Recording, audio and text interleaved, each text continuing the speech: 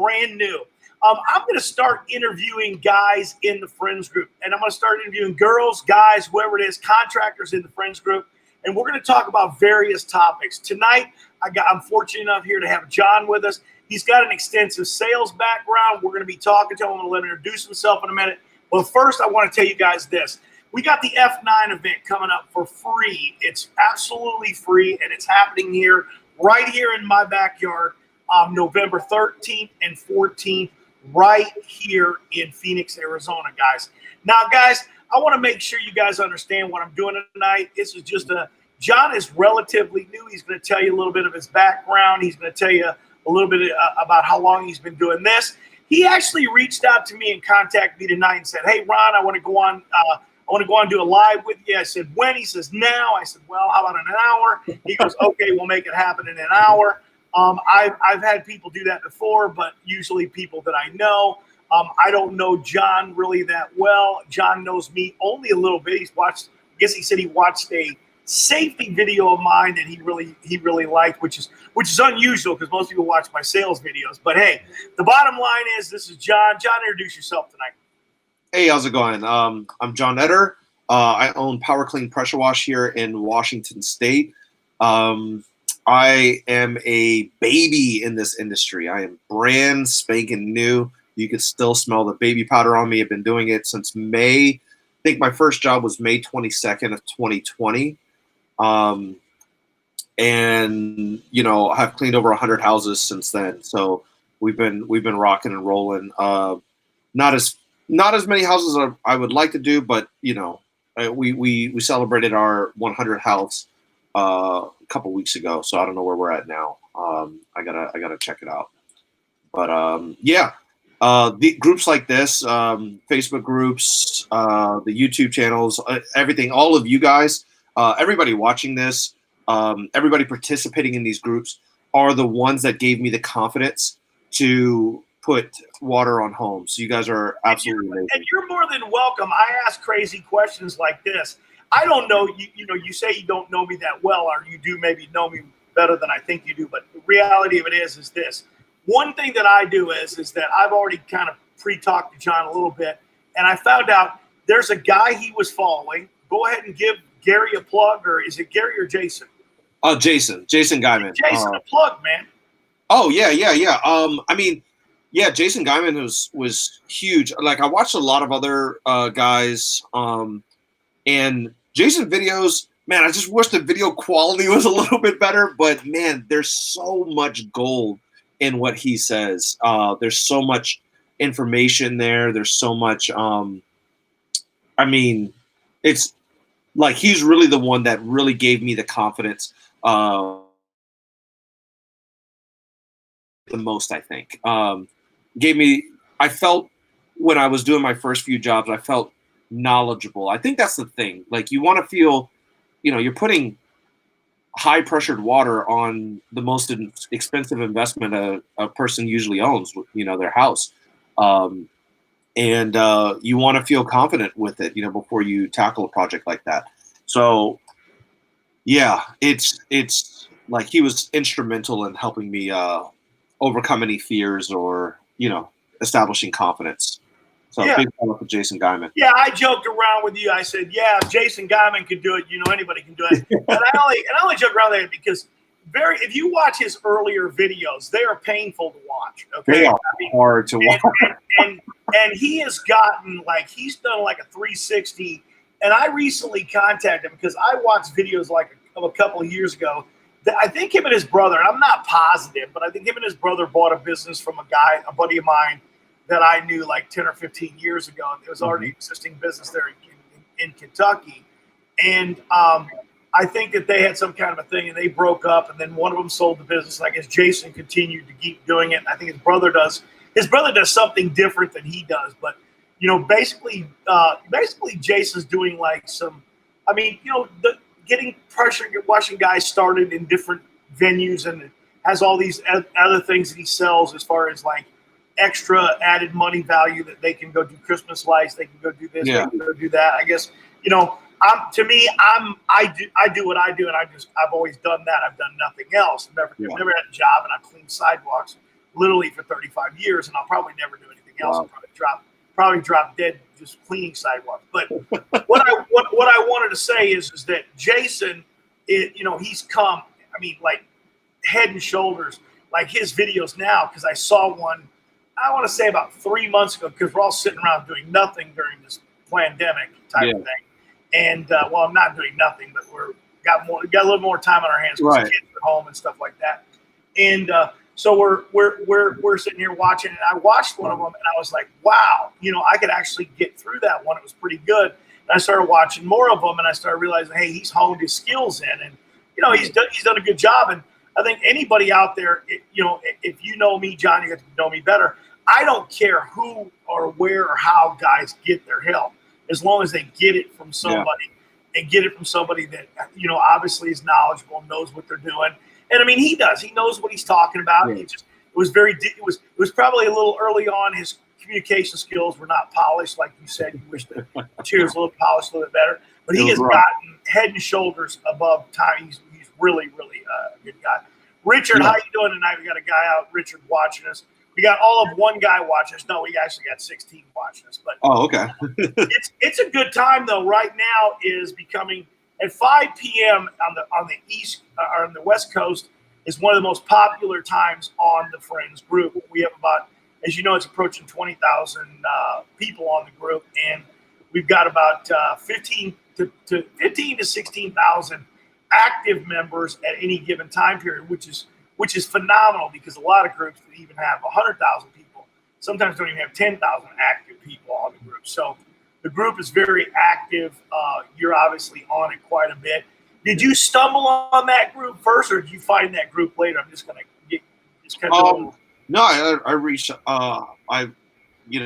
Before I even put water on houses, I made sure I got in groups. I'm somebody that likes to find as much information as possible before. What made you settle into Friends group, though? Just out of curiosity. It was popular. It was everything you just said. It had a lot of people. It was active, and it just seemed like a good mecca of information. Good hub of information. And I've been using the search bar a little bit more. I know there was I got a brick cleaning job coming up, and I was like, I haven't done a lot of brickwork, so I just watched. Used the search bar, and there was a lot of good information in there. So, yeah, really good information. That's good. It's good. So, you've only been doing this a little bit. What is it that what advice would you give to somebody starting up tomorrow? Because that's what this video is going to be watched by. You know that guys that are attracted to me are guys that are usually starting up. I mean, I know a lot of veterans guys go, Ron breeds all the new people. No, I just give the new people that were already going to do what they're doing some guidance so that they come into the market as competitors and not chucking a truck, Sure. And so what would be your ultimately, if you could 2 minutes, tell me what you tell the new guy.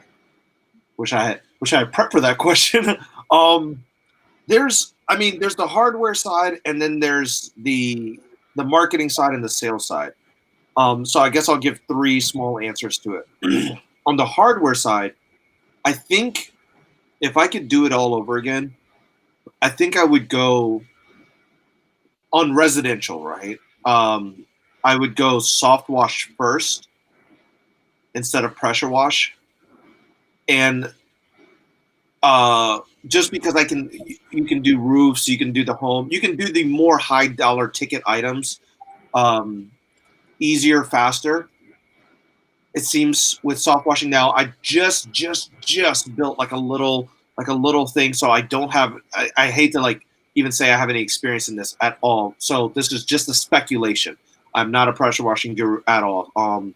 So I think that's where I probably would start. But I will have a more refined answer in maybe like a month or 2 when I have more. So you didn't watch my video, Stop Buying Junk. You didn't watch that video. No. Or I might have. Don't feel bad, and I'm glad that you confirmed what I knew was going to be the facts. I had a crystal ball right here. Most guys do always regret, or maybe not regret, but always had said, okay, I wish I would have bought a different piece of equipment when I first started. I wish I would have started off, with this rather than that. And, or I could have got, I could have got along with, I used this more. I wish I would have bought this more before I went and made the purchase. Basically, they bought the two pieces of equipment at the wrong time. They tried to do the pressure washing, and then they realized how much money they could have made with the soft wash system. Yep. And then they know that the pressure washer is a tool, that they need in their arsenal, but they could have gotten away without it. Right. Exactly. No, that's 100% it. Yeah. And what, like you said, don't buy junk. And I'm going to go ahead and tell you that I bought junk. I started off with a low investment, little Ryobi that died on my fourth or fifth job. Cause I bought it used and I bought a brand new one. And it just wouldn't tackle the problems, wouldn't shoot high enough, shoot enough. It was a 2.3 gallon. Then I bought a 3 gallon because I could lift it in and out of my van. And then I bought that was a BE 3 gallon. And then I bought a 4 gallon and belt driven. That's what I'm on now.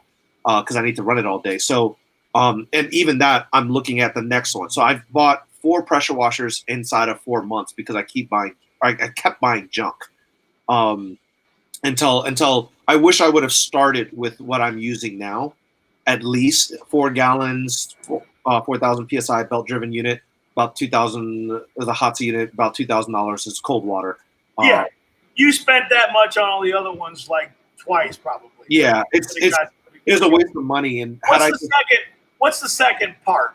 What's the second? So marketing. Marketing. Now, so there's hardware, marketing, and sales. So with marketing, I like the way that I've tackled it. And what I would tell people is utilize your warm markets, utilize Facebook groups, utilize door knocking, just and networking as much as possible. If you don't have a lot of money to put into marketing, and then if you have a lot of money to put into marketing, you start utilizing Facebook ads and all of those other things. But I think the biggest mistake with marketing that people have that I've experienced over the last, 10 years I've been working in marketing or working on marketing is people think that marketing equals a return, right? And that's not the equation, right? Advertising does not equal a return. The goal of advertising is to stay relevant in a customer's mind when it becomes time for them to make a purchasing decision. So marketing is an endless expense. You could spend $1 million on marketing, you could spend $10 a month on marketing, but you always have to do it. So if I could, so back you mean that this logo is recognized worldwide? Yeah. And they spend, I don't know how many billions of dollars a year. It's 100%. It's insane, isn't it? How much money they spend. So I tell people, I used to tell companies why does McDonald's have a billboard? And it's not because you see the McRib and you turn and drive right away and get a McRib. That happens to a fraction of 1%. Now with that said, do you have your logo on your desk? Can you put it up? Do you have your logo on anything right there? Nothing? Yeah. It's bad printing, but there's your logo. Let me ask you this. Do you think there's a 2-part question? Sure. Do you have enough money to make that recognizable in your market? And 2, do you think it would matter? The answer is no. You can't make it unless you have because this is the thing. You're not with advertising. You're not competing with other pressure washers, right? You're competing for every second of anybody's attention. So you're competing with Facebook and you're competing with McDonald's and you're competing with all the other marketing budgets out there. So the answer to the question is no. You don't have enough money to be high on the priority list of everybody's or even your target audience's radar constantly.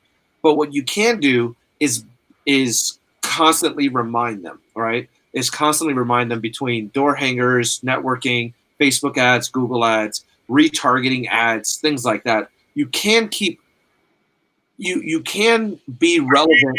Are you using Facebook to retarget those 100 houses that you've done? Oh yeah, oh yeah, oh yeah, yeah. I set up zip codes and everything, and I run ads that are specific to specific areas. After I do door hangers in a specific area, I'll run ads and I'll make sure that Pixel? Are you using your Pixel? Oh, absolutely, yeah. Mm-hmm. Hey, we got to come on and we'll do a thing about just talking about Facebook. How's that one time? It's a lot, yeah. It's a lot. Because right here we're going to be really broad, and we're just going to kind of like see what you know. This is kind of like an interview to see what you know. And sure. Then, but like what I'd like to bring you on is talk to you about that Pixel, because obviously you know retargeting the ads, retargeting somebody that just landed on your website because they didn't buy. They didn't buy. Why didn't they buy? Let's send an ad back at them to find out if we can get them to buy a second time. You know what I mean? This is where people mess up in advertising. They say, "Oh, I put a door hanger on this door," and this is the simplest way I can put it. I put a door hanger on this door. They didn't buy. This doesn't work. No, it's not. That's not how advertising works. It's not a 1-to-1 conversion. It's not even a 1,000-to-1 conversion. It's a constant bombardment. I'll give them a tip. No campaign, whether it's an email, texting, even Facebook, will work as well as the second or third time it's done. Oh yeah, 100%. 100%. Like you said, if you put a door hanger, these guys, and I'll tell them this. I said, so you went out and put 20,000 door hangers out instead of just taking a neighborhood of 25 and doing it 3 times, because you get more ROI. This is a big tip for guys that are listening right now. If they would just go 2,500 and do 7,500 and do them 3 times over the course of a month, they would get more business than if they 100%. Did 20,000 strangers' homes. I had a neighborhood that I went to back to 5 different times. The first time I went, I handed out door hangers everywhere. Or I went to the neighborhood to do a job, and so every time I do a job, I also make time for door hangers. Right?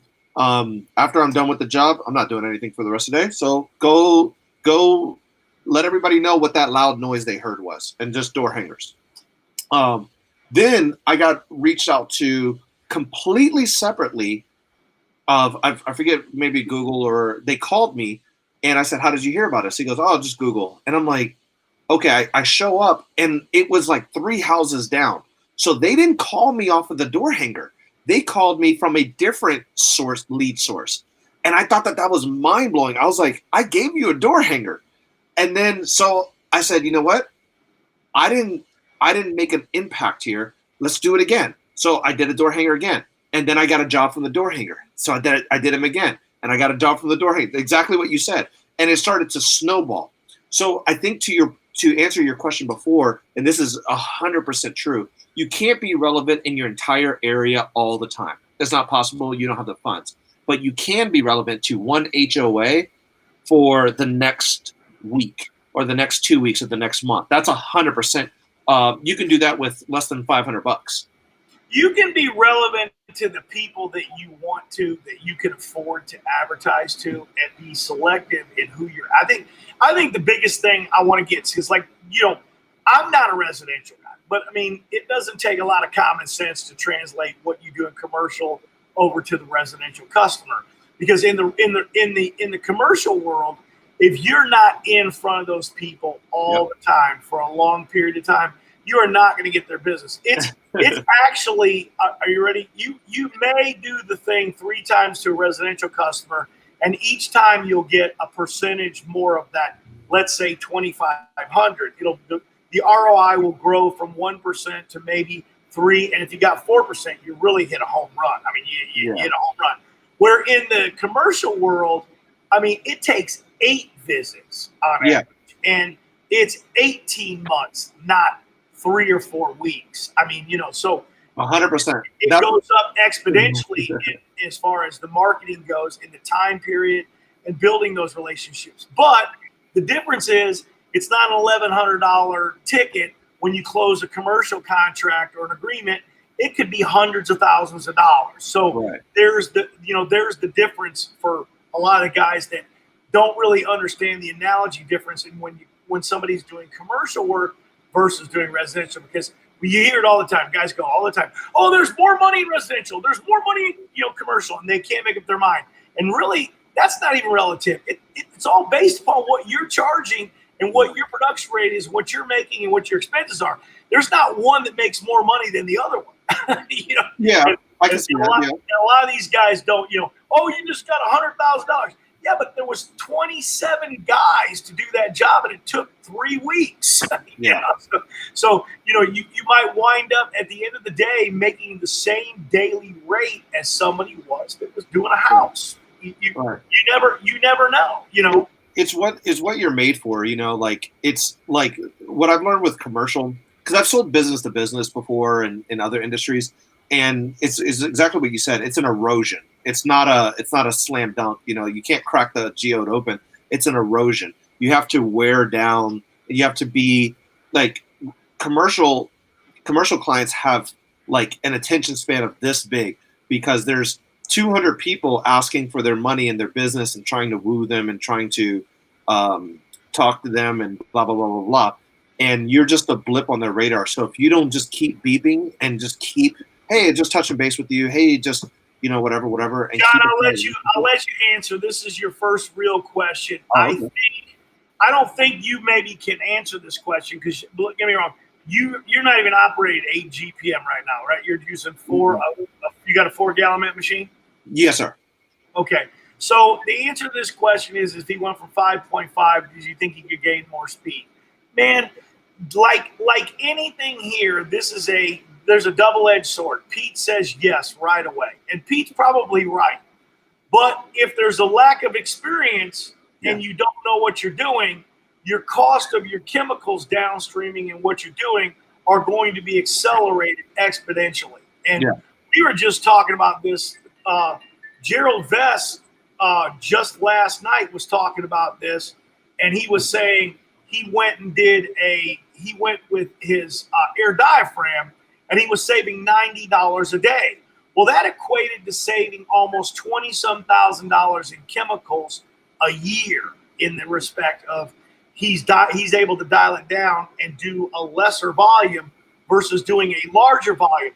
That's a huge thing when you're talking about savings and the money. So will 8 GPM wash a building faster? Yes. But if you're not efficient with the wash process, you could be costing yourself more money in 100%. chemicals. Therefore, not the time savings might be irrelevant, because we all know this.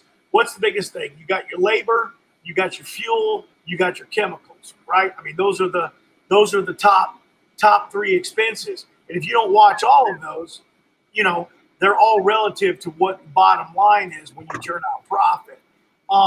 So I would say yes is the answer, but you've got to be conscious of, if you're going to be downstreaming chemicals at 8 gallons a minute, it could cost you a lot of money, and you could wind up at the end of the week, the time savings won't out equal the amount of money that you spent on the kits.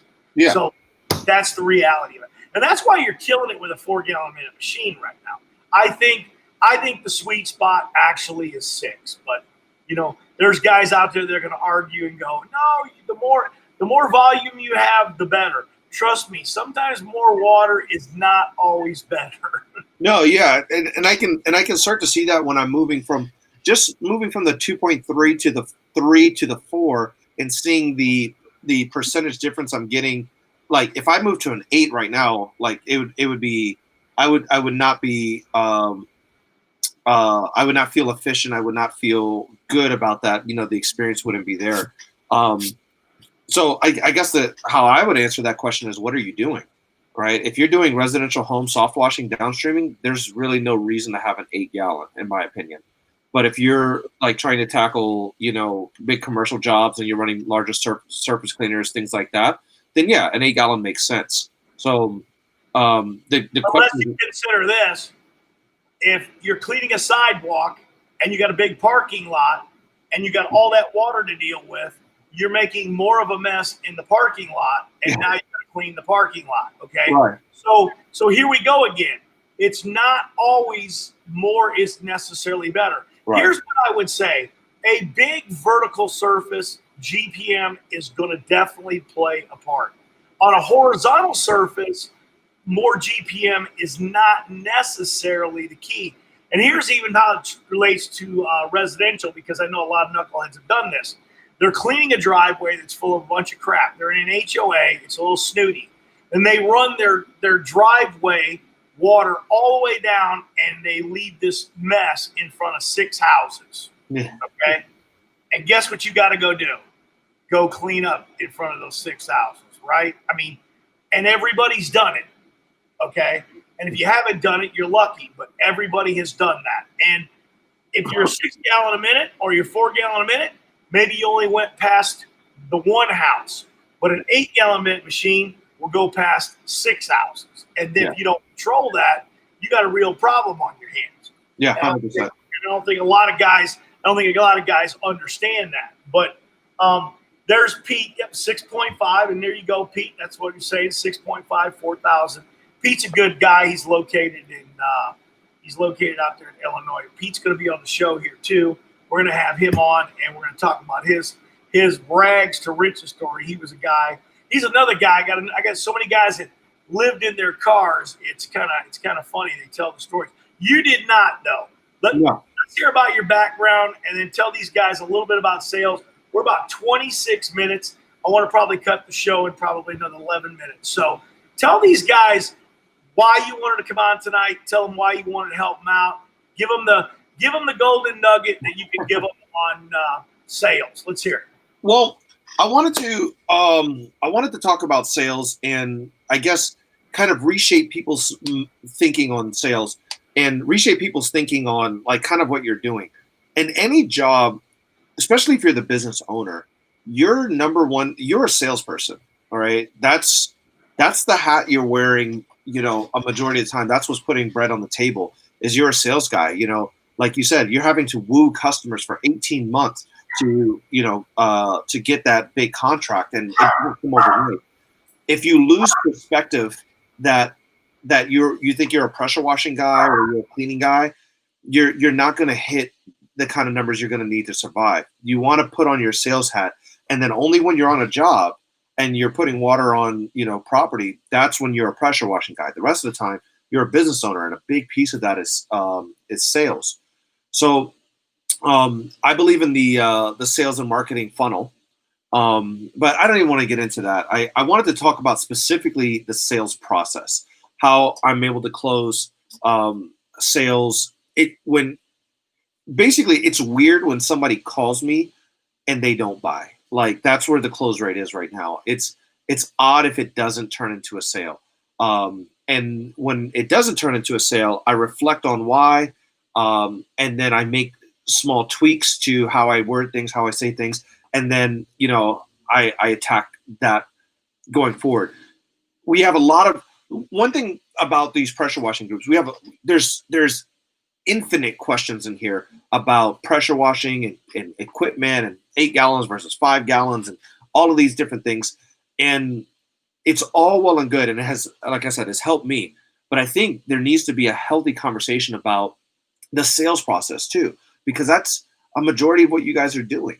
So my sales process is a 6-step process. Very, very simple. Anybody can do this. Anybody can do this. The first step is greeting. That's step number 1. And it sounds like an obvious step. Yes, sir. Oh, the first step is greeting, right? It sounds obvious and it sounds like, oh, of course you greet the customer. But you have to understand what the greeting does. The greeting sets the tone for the entire relationship that you're going to have with this customer. So if you meet the customer's energy and you're like, hey, how's it going? My name is John, Power Clean Pressure Wash. How can I help you? Then that's how the energy is going to carry forward in the sale, in the interaction. But if you come at them, hey, my name is John with Power Clean Pressure Wash. How can I help you today? All right. If you come with a lot of energy, you're setting the tone, you're excited, you're excited for the project, you're you're curious, all of those things come off. That's going to elevate you in the customer's mind right off the bat. So greeting is something that everybody in this group, anybody, any business owner, anybody interacting with customers, you should stand in front of the mirror. You should practice saying it. You should practice saying it to your spouse. You should record. The biggest tip is grab your phones and sit there and record yourself. Say the greeting 5 times.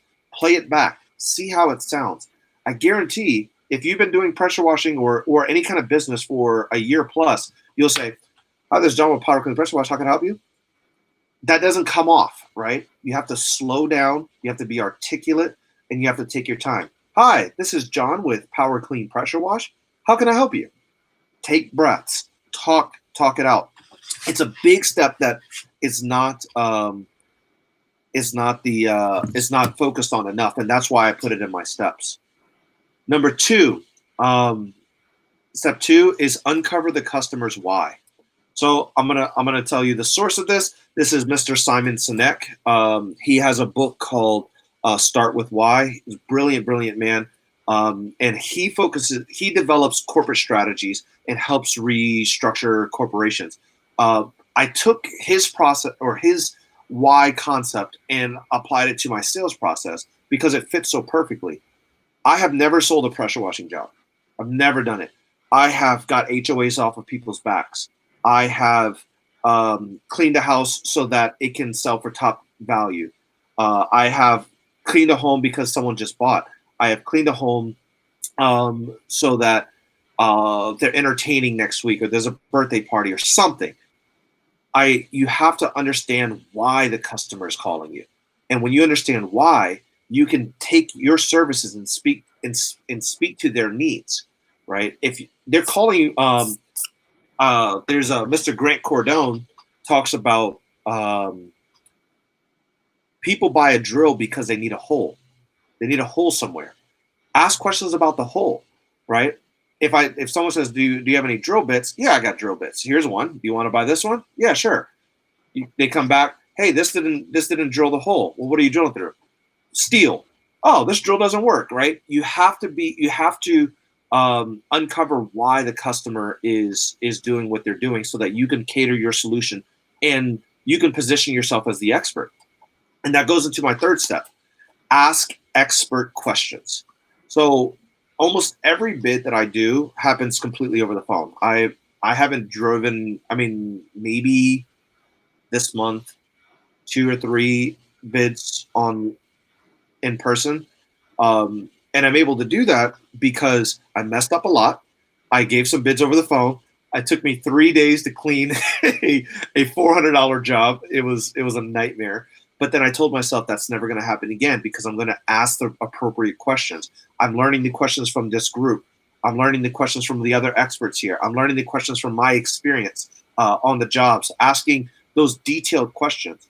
And when you ask those detailed questions, do you have any potted plants?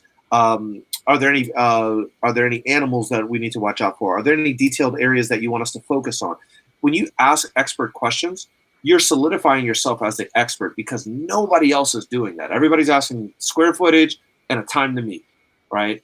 And we go above and beyond that with more expert questions in our process.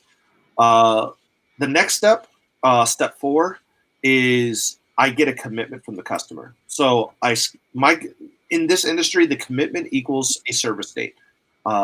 I say, this is the date I have available on the, this is the next available date. Can I schedule you for this date? They may say, well, how much does it cost? Or blah, blah, blah, blah. I'm like, oh, we're not there yet. Right. I reset and I just try to see if I can get a date. I want to get customers in, and this is where it gets a little salesy. Okay. This is the part where I think a lot of guys will detach from and say, whoa, that sounds a little pushy. Yes, it does sound a little pushy because this is an experienced salesperson doing this. So you can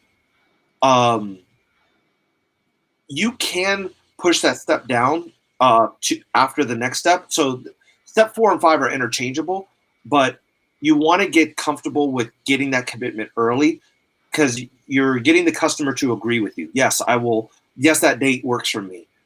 If the price is right, if you guys are the right fit, but you want to get the customer saying yes early and often. Next, and this is probably the thing that helps me close the absolute most, is I explain my process. I tell them, it for me. I mean, I've cleaned over 100 houses now, and it's kind of obvious what I'm going to do to the home. I can see the home on Google. I know where it's going to be dirty. I know what's going to be the dirtiest areas. They tell me the last time it's clean. I have an idea in my head how dirty it gets, and I'm usually right now. At this point, after cleaning 100 homes, I'm usually in the ballpark. So, and I've already asked my expert questions and everything. So I explained to them what I'm going to do. Ma'am, sir, what we're going to do today is put a 1% mixture of sodium hypochlorite and surfactant on the side of your home. That's going to clean, disinfect, and treat your home. It's going to kill all the organic matter and prevent growth from happening in the future for up to 2 years. After we apply that treatment, we're going to rinse it off so it doesn't have any, so it doesn't damage the home itself. And if you have any plants or anything nearby, we're going to rinse them first, create a water barrier to protect the plants, and then we're going to rinse them afterwards to make sure none of the treatment harms the plant. Like, when we explain all of that, they're just like, right? Their mind is blown. Like, I don't want to curse, but this guy's going to clean the heck out of my home, right? You can curse. It's okay. He's like, he's going to clean the heck out of my home, right? And that's a big piece of it. I just had a guy like 2 or 3 days ago. He called me back after we had talked and said, I'm going to go with you, and you're more expensive, but you explain your process. And I feel comfortable, and I'm shortening up. He gave me a little bit more, lip service, but that's the meat and potatoes of it right there. If you go, like I was telling Ron earlier, if you go to the doctor and they say, sir, you need surgery, what we're going to do is make a laparoscopic incision here, and we're going to they tell you what's going to happen to you before it happens, right? And the reason why they do that is because they're charging you this much for that surgery. If you want to charge this much, start explaining your process, and people are going to feel better about the price you charge them. Now, in all of this, I haven't set a price. I haven't told them how much I'm going to charge them, because what I'm doing is overcoming their objections preemptively, right? I'm saying all the things out loud that they can object to. I'm giving them the process. I'm establishing myself as an expert. I'm building their confidence. At this point, they are salivating like, I need this guy. And you have to remember, do not give the price early. The price is the only thing the customer wants from you. That's it. Initially in the interaction, right? The price is the only thing the customer wants. So when you withhold that, when you hold that back, and you're getting all the information that you need in order to establish trust, establish yourself as an expert, position the sale appropriately, all of those things, then you give them the thing that they want, right? You got to hold that price hostage. So at that point, step 6 is close. And close is broken down, give them the price, overcome objections, and then ask for the sale. The close is another piece where it could like really just be broken out into its own like whole seminar, because the difference I've worked with a lot of great salespeople, and the difference between this guy and this guy, or this gal and this gal, usually is a girl. Man, girls are closers out here, but that's why I got my wife on the phones for this job. I taught her, and she is closing these deals. So the difference between this and this person is asking for the sale. This is going to sound weird, but customers need permission to spend their own money. Okay, I'm going to say that one more time. People need permission to spend their own money. You have to say, can I go ahead and get you set up with this? Can we go ahead and schedule this date? When you ask that affirmative question, I hate when I hear people say, do we want to get this set up? Or I'm like, why are you saying or? You're giving them the no answer. You're giving them the option to say no. Give them the option to say yes. Only. That's it. That's the only option you give to them. And that's curiosity. I think I'm going to write a book. Does anyone here ever ask the girl if you can kiss her? No one. No one asks the girl if you can kiss her. What do? You kiss her, right? Right. I mean, so like you're saying, you do not ask questions that are going to result in a negative outcome. Right. No. You can't say, do you want to go on a date with me, or That's on the top 5 that salespeople make mistakes. That's number 1. That's number 1. No, it's top 5. It's top 5. It's for me that, like, I've worked with salespeople that have made $500,000 a year in their sales, and then they're number 1. The guy right under them makes $300,000, and like really the big difference is ask that, like, you always hear like, oh, the 1%, the 1%, the 1%. In that 1%, there's a 1%, a 0.09 guy, a 0.03 guy, and all of that. There's a big difference between Jeff Bezos and the millionaire that lives down the block. I believe that for every salesperson out there, if that was something that you had to overcome and you perceive it as a number 1 thing, I do not perceive it in my genre of sales as it's in the top 5. Commercial, yeah. You realize that in that top 5, there's a magnitude of what different salespeople do more than other salespeople do. I will say this, though. It sounds like you close. Either you close or you don't. This is a question I'm going to ask you. Yes, so, you know, in car sales, okay, if you leave and walk out that door, if you head towards that door, their percentage of selling you a car just went from 95% to like 3%. Yeah. You're never going to walk back in that door again and buy that car. Yeah. What do you think if you leave the lawn or you leave their property that day? What is your close ratio on somebody you did not close on that sales call? What do you think the percentage is? Maybe you don't know the numbers, but you can take a guess. Do you write them off? I do. Or do you continue? So you write them off. I do. That's the number 1 thing. That's the number 1 thing salespeople make a mistake on. The number 1 thing. So you say it's a mistake to write them off, right? The number 1 thing is not to ask them when I should follow up and actually do the follow up. And you just said, and everybody watching here knows I didn't trick you into that.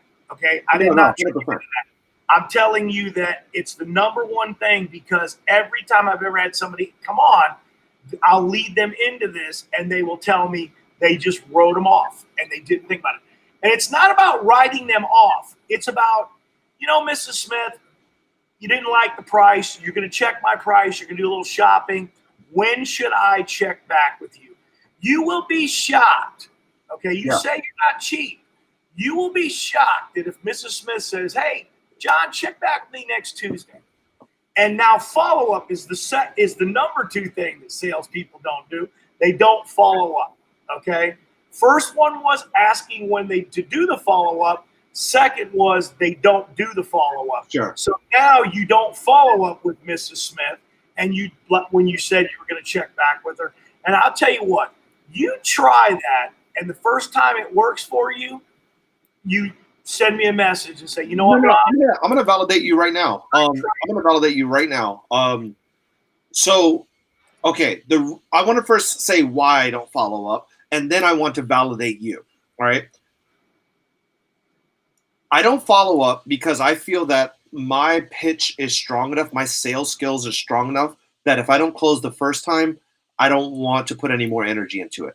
Now, anybody else, I would not give that recommendation to. Nobody else. I wouldn't say anybody watching this, do not do that. That is a dumb thing to do.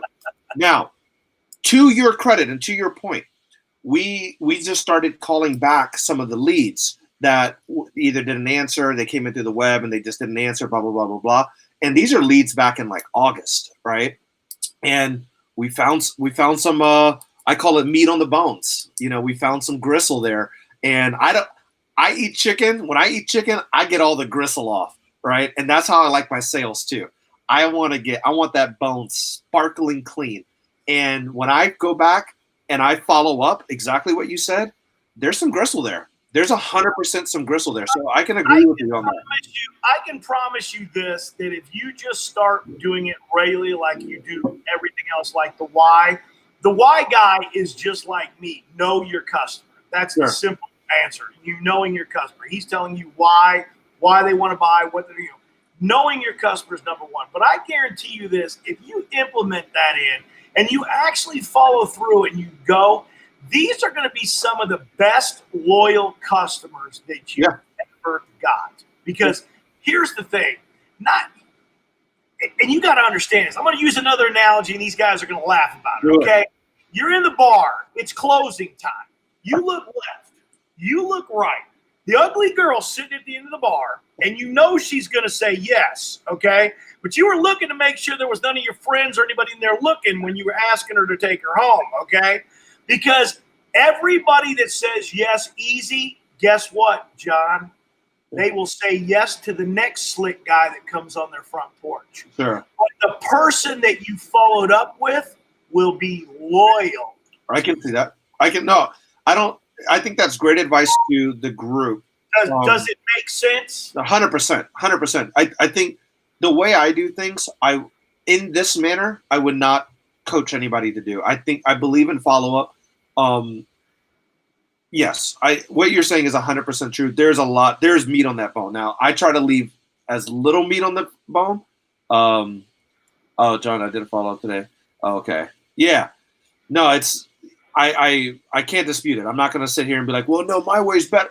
Oh, no, we're not. John, first of all, when you came on here, you had told me a little bit about your thing. You were honest with me. You said you had no sales service business. I gave you the analogy of the Coke. I think you pretty much understood that. Yeah.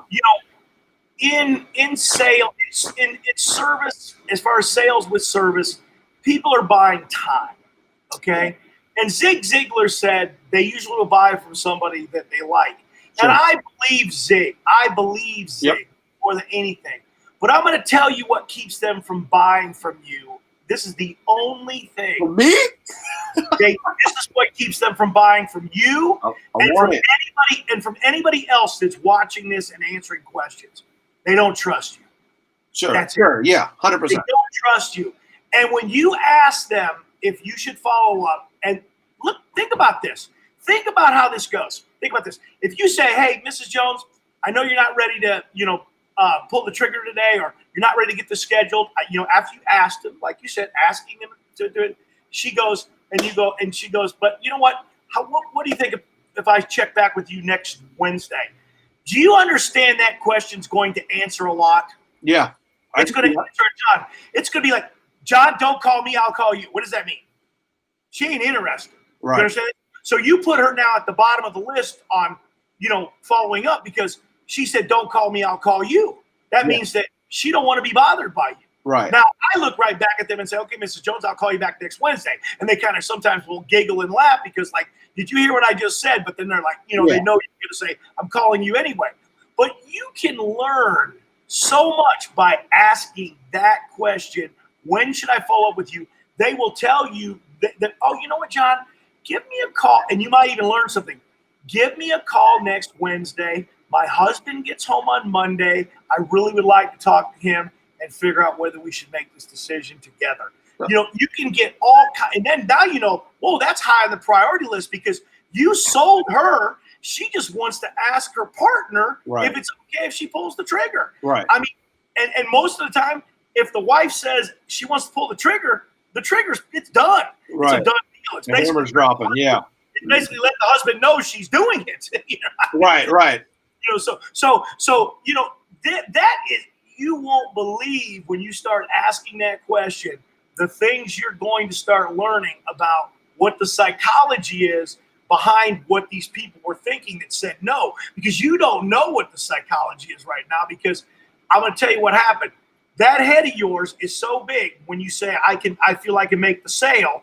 You're not even thinking that maybe they didn't like you. Maybe you smelled funny. Maybe you had something. Maybe you had some political thing on or some saying on a shirt that they didn't like. There's all kinds of reasons, Sure. okay? Or there's reasons personally to them that they just can't make the decision. I'm going to tell you why you'd never sell me. I'm the guy. No one can That's sell a challenge now. I'm the guy. Like anything that I'm going to do, I always have to sleep on it. I'm the sleep on guy. That's what I am. You know what's funny? My business partner is the same way. He says the exact same thing. He says, "I need a day," and then if he gets somebody like me that's like a little pushy, he says, "A good day, a good deal today is a good deal tomorrow." So I'm gonna think about it. Like he's the exact same thing. He does. So I told him, I said, I gotta. Well, I can't tell you that advice was from my father. I mean, it was something that I grew up him doing.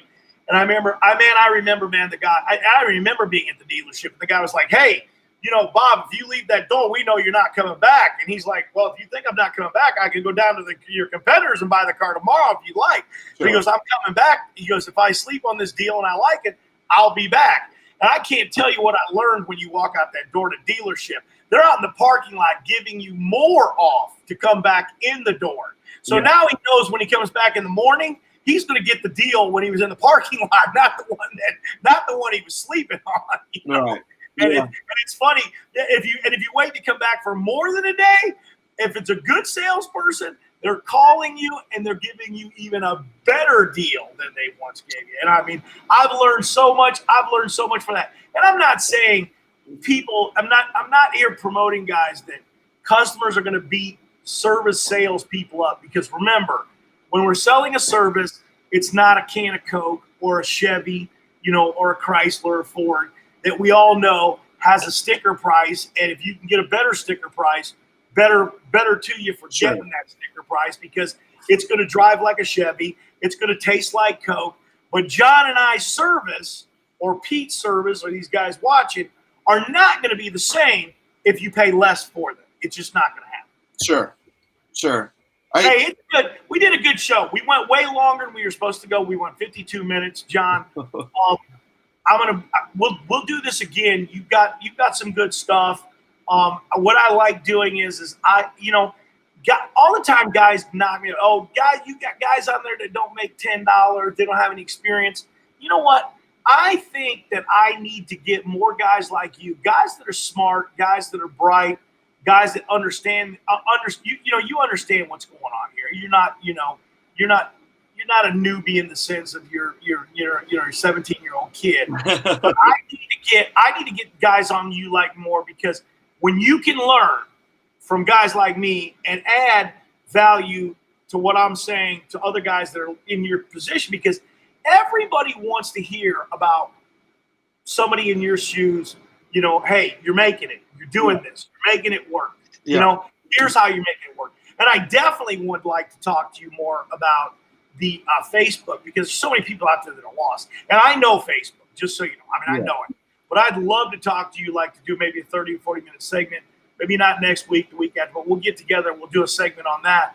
And I mean, I appreciate what you brought tonight as far as your little process. And I think that you're spot on. The only flaw that I saw was that one right there. And I mean, I probably wouldn't have found it. I wouldn't have found it. I'm just glad that you say, "Hey, I forgot about him. I didn't do anything with him." You know what I mean? Because now tonight you learn that possibly you're missing out on a very loyal customer. No, and like I said, you're 100% right on that. Like, and this is why I say women are better salespeople typically, in my experience, because my wife took the initiative to go back and call all the leads, and she found some meat on the bones. Oh man, I mean, if you want an ultimate like stamp, she called back a customer for that hit us in August, and he wants the HOA sidewalks, all the HOA sidewalks done. This is going to be tens of thousands of dollars. And he said he didn't answer the phone when I called, so I wrote it off. I think I followed up with him 4 times, and I wrote it off.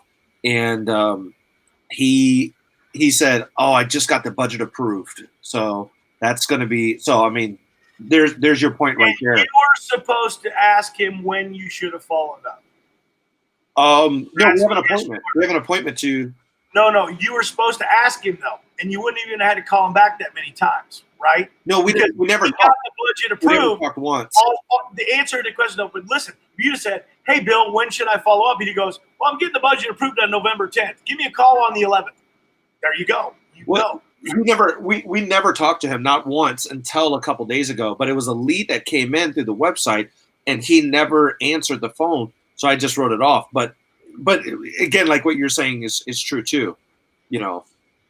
8 times. Yeah. Call him 8 times. I believe it. 8 times. On the 5th or 6th one, he would have reached back to you and said, "Hey, man, don't call me till the 11th. We're doing the budget. We're talking to the board about the budgets then. I'll have an answer for you then." And he might have told you that way. Because I know that a guy that does business, that guy, and I'll tell you what, I'm going to tell these guys right here, right now. These commercial clients are very lazy. And what he just told you proved it. Yeah. He saw it after a bid. He got it. John called him probably 3 more times, or maybe 4 more times. You said he only made 4 phone calls. Yeah. He called him 4 more times than anybody else that he got the proposal from. And John got the work. I'll bet you that's how it went. Yeah. When you get closer to this guy, you'll find out. He'll tell you the truth. He'll go, "Yep, you're right, John. That's what happened. You were the guy that called back, and I'm going to give it to the guy that what? Yeah. The guy that followed up. Yeah. As long as it's within the budget. You might have been higher. You might have been the same price. You might have been a little lower. But I'm curious. Follow up once you get to know this guy a little bit better and ask that question. I bet you're going to find out you were higher. I'll bet you. No, that's actually my goal now. I had a guy. I'm friends with a local guy, and we found out we bid the same job, and they went with him, and he was more expensive. And I said, "What?" Like, I was pissed. I was happy for him, but I was pissed because that means my sales process failed me. And remember, the number one thing, and you can argue till the cows come home, but you learned it here tonight. It's not whether they like you; it's trust. Sure. The number one thing is trust. If the customer trusts you, they will hire you. They don't even have to like you. Yeah. If they trust you, they will hire. Especially when you're talking about a pro buyer, not Mrs. Smith, homeowner. Sure. But a pro buyer, because that pro buyer, their job is on the line. Right. And that's how he won the job over me. He brought his truck out there, and it's my crystal ball, man. Yeah, he brought his truck out there, and he said, "Well, I'm here. Let me just do a small spot, and I can show you what I can do." And that's how he won the job. He established trust, and the guy said, "This guy can get it done. I can see it." So exactly what you said. He was the maintenance manager. He gave the job to a guy that was more expensive, but established. I mean, we had a great relationship, him and I. The maintenance manager and myself. But so didn't factor in. It was trust. Exactly what you just said. He believed that this guy could do it because he clearly did it, and he didn't know if I could do it. He liked me, but didn't know if I could deliver. And I've got lots of customers that in the past. They did not like me. They used me. They didn't like me. I love it when they call you up when they go, "Ron, I got a call from the owner. He's making us use you. We don't want to use you, but we got to use you." Because the owner trusts you more than all the other guys. That's funny. Yeah, it is funny. Somebody put here, and that's what I told. That's what I told this other job. Make them look good to these managers. That's what I told him. I said, "My job is to make you look good to your bosses." And he said, a different guy. And he was like, "Absolutely, let's do it." All right, John, I got to let you run, man. But I appreciate you coming on tonight, man. Thanks a lot. You can stay in the green room. I'm just going to be putting you away. I got to do my little skid here. But hey, thanks for coming out, man. I appreciate it, guys. Hey, guys, give this guy a round here, guys. Share this thing if you guys want to. He gave some good content tonight. We appreciate it. Hit some likes on it, man. Thanks for coming out, John. Hey, guys, I just want to let you guys know we've got the F9 event coming up on November 13th and 14th. It's absolutely free. And then I got Garage Cleaning Talk with Torna Benny tomorrow night, guys. We're going to be on there. We're going to be on the show tomorrow night. We're going to have a couple of guests tomorrow night, a couple surprise guests. You guys make sure you get on there tomorrow night. That's 5 o'clock pack time, 8 p.m. Eastern time on Wednesdays, Garage Cleaning Talk Live with John Tornabene. And by the way, John is doing a garage cleaning class that's bigger, more huge than the huge. Guys, it got to grow to the most people he's ever had in the class right here in Phoenix on the 14th. He starts that at 1 p.m. on the 14th. Go to Clean County Garage Cleaning courses. You'll find it on Google. You guys can register and get the information there. I want to thank John for contacting me tonight. I had a lot of fun. I'm going to do this again with anybody out there. Matter of fact, I'm going to make an invitation. Anybody out there wants to talk sales with Ron, wants to talk about marketing, whatever you want to talk about. You want to talk about washing, it bores the death out of me, but we can talk about washing. If you want to talk about washing, we can do that. Guys, love having you all on the show. It was a great night tonight. You guys have a great night and good night. Ron Musgrave, Pressure Washing Institute, Contractors First.